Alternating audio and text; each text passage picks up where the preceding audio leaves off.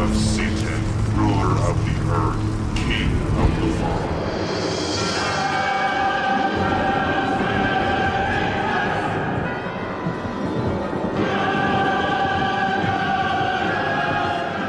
This movie reminds me of my dating life. That's right. You go on a dating profile, you know, you're looking at the various different kind of profiles and you see, there's one, there's an attractive cover, DVD poster, you get what I'm saying. So, you know, you click on it, you swipe it, and then you see the reality, the deception of what you've actually picked. So, welcome to my review of Moon of the Blood Beast, a 2019 movie directed by Dustin Ferguson. Dustin Ferguson? He directed the movie Apex Predators, which was my worst movie of the year in 2021. Anyway, Moon of the Blood Beast. What's this one all about? Well then, it focuses on this coastal town which is being ravaged by some type of creature in this kind of wilderness area, and we see it attack a variety of different people, and there is a police chief who is trying to kind of, you know, figure out what's going on. That's basically your plot. Okay, what can we say that works in this movie's favour? It's better than Apex Predators, I would say.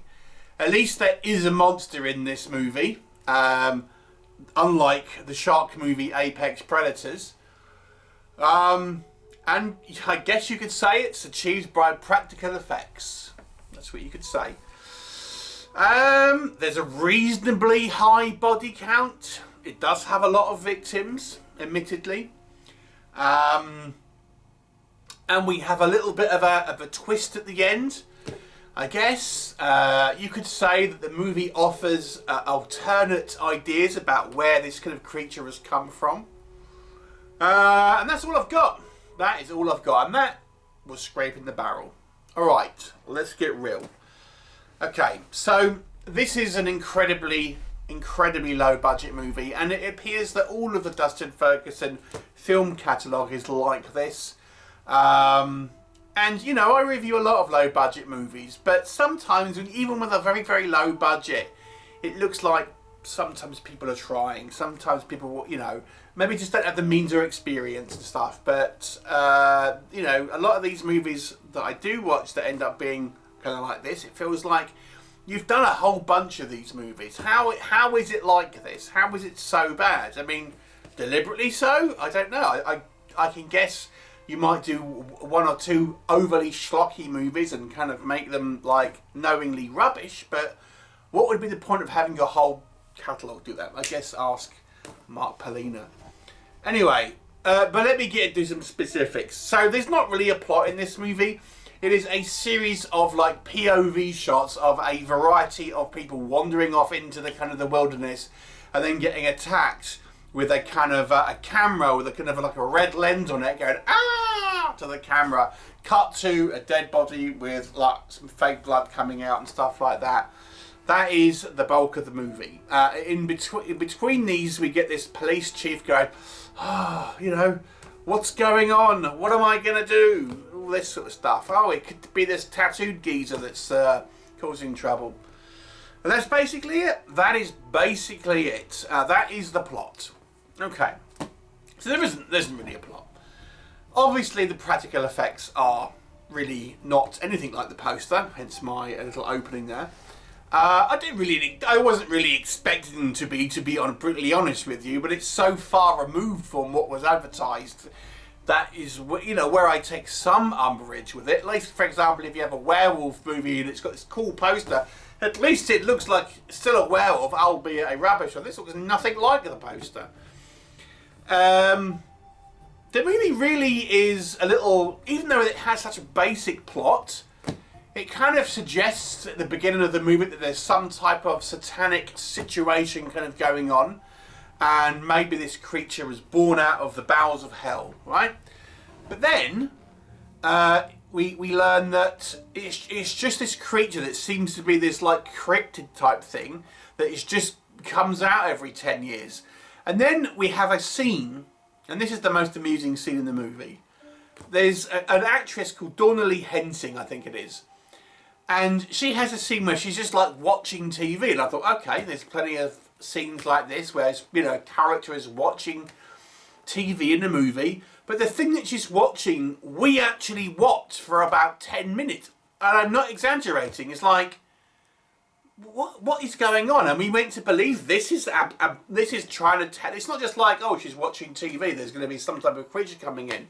We're sitting watching this like old movie for a good like 8 to 10 minutes, and I'm thinking, is this supposed to be like about this creature, which then says it's, you know, it's something else. It's some type of thing that's evolved from lizards.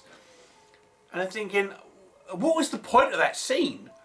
There's a variety of low budget sort of just technical elements here.